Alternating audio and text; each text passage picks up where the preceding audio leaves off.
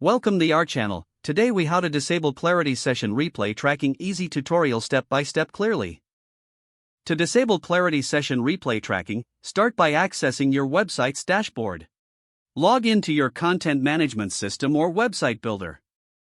Locate the section where you manage your analytics or tracking tools. Find the Clarity tracking code snippet in your website's header or footer. If you're using a plugin, navigate to the plugin settings directly. Once you have located the Clarity code, remove it from your website. If you're using Google Tag Manager, log into your Google Tag Manager account. From the dashboard, select the container related to your website. Find the tag associated with Clarity Session Replay Tracking. Click on the tag to open its settings. Select the option to delete the tag entirely. Remember to publish your changes in Google Tag Manager to ensure they take effect. Next, return to your website and clear any cached data.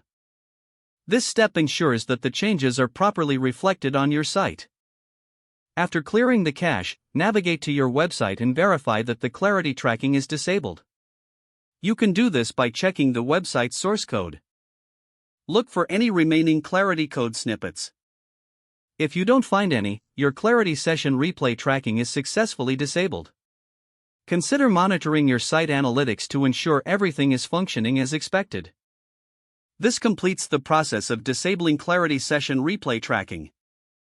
If the page does not load, refresh the browser or try again in a private or incognito window. Make sure you are using the correct email address, then retype it carefully to avoid small typos. If your password is not accepted, use the reset option and create a new strong password you can remember.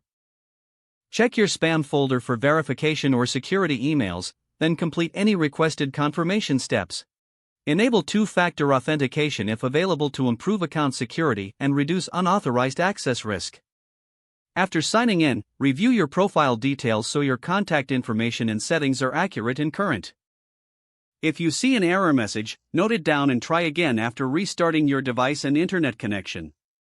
Log out when you finish, especially on shared devices, to keep your account and payment information secure. Don't forget to like this video and subscribe to our channel for more step-by-step tech guides.